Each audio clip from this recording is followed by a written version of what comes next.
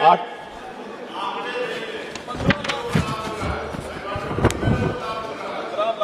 15 करोड़ की संख्या बताई कि 15 करोड़ जो है ना,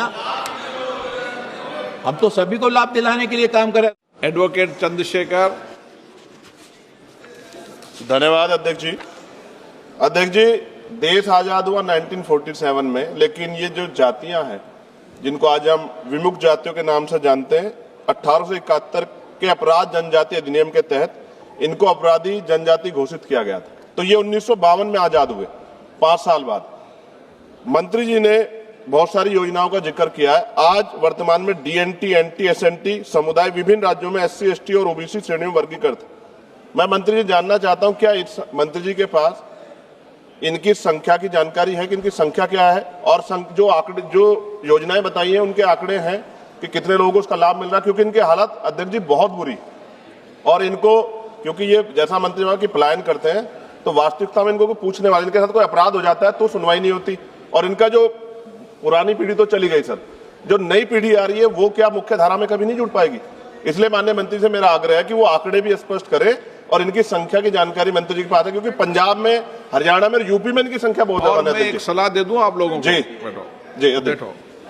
घुमंतु जातियों के जहां जहां भी डेरे होते हैं, सभी मान्य सदस्यों को प्रयास करना चाहिए कि वह जन सहयोग से ऐसी जातियों के अध्ययन के लिए वहीं पर 3-3 महीने का अगर शिक्षा का केंद्र लगाएंगे तो हम आने वाली पीढ़ी को शिक्षित कर सकते हैं। ये प्रयास मैं भी कर रहा हूं, आप लोगों को भी करना चाहिए। माननीय अध्यक्ष महोदय, माननीय सदस्य के द्वारा जो कुछ राज्यों का उल्लेख करते उनकी संख्या के बारे में जानकारी चाही गई है। इस संबंध में 2015 में इदाते आयोग बनाया गया, 14 में बनाया गया, जिसने 2015 में अपना कार्य प्रारंभ किया और 2017 में अपनी रिपोर्ट प्रस्तुत की। लगभग 15 करोड़ की अनुमानित संख्या आयोग के द्वारा बताई गई।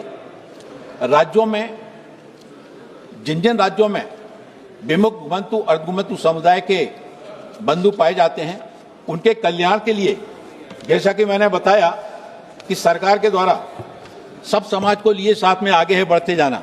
हम समाज के जो सबसे अंतिम पंक्ति के अंतिम छोर पर रहने वाले जो बंधु हैं, उन बंधुओं के कल्याण के लिए जो सीड योजना के अंतर्गत सारे राज्यों में काम किए जा रहे हैं, इसमें आजीविका घटक के अंतर्गत उनको सशक्त बनाने के लिए, उनके युवाओं के शैक्षिक सशक्तिकरण के लिए, निःशुल्क कोचिंग के लिए, उनके स्वास्थ्य बीमा के आयुष्मान भारत योजना के अंतर्गत कार्ड बनाए जाने के लिए, और प्रधानमंत्री आवास योजना के अंतर्गत उनको आवास उपलब्ध कराए जाने के लिए सरकार के द्वारा इस संबंध में काफी तत्परता से काम किए जा रहे हैं।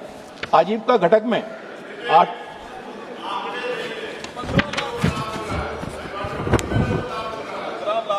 15 करोड़ की संख्या बताई कि 15 करोड़ जो है ना, हम तो सभी को लाभ दिलाने के लिए काम कर रहे हैं। राज्य सरकारों के सहयोग से सभी को, किसी को नहीं छोड़ना चाहते। मैंने आपसे जैसा कि कहा कि हमारी सरकार अंतिम पंक्ति के अंतिम छोर तक जो है ना, उसको भी योजनाओं का लाभ दिलाने के लिए माननीय प्रधानमंत्री नरेंद्र मोदी जी के नेतृत्व में काम कर रही है।